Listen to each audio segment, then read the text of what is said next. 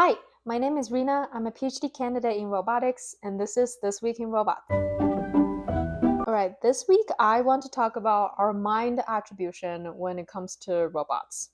So imagine you walk into a building and there is a small robot nearby. It's quiet, polite, just doing its job. It's not trying to get your attention. But people start yelling at the robot, making fun of the robot, and calling it names. That's gotta be hard to watch. Like, why would someone bully a little robot? It's just a machine. So, this definitely does happen, as researchers in human robot interaction have repeatedly observed people being mean to robots, especially ones that can't fight back. And in this case, they were interested in finding out more about why people mistreat robots and whether people intervene when they see this abuse happen. So, to learn more about this, researchers designed a study where they invited people to come interact with the robot, and they created scenarios where participants saw a robot being mistreated poorly.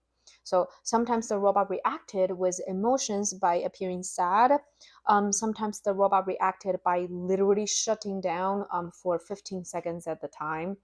And other times, the robot just carried on and didn't react to being treated poorly.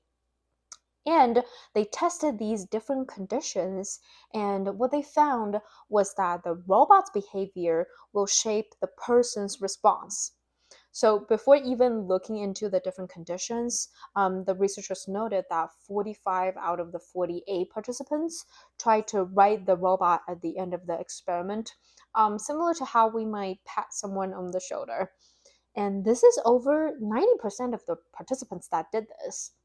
So, when the robot acted sad, that didn't really change much for the bystander who was watching the robot abuse.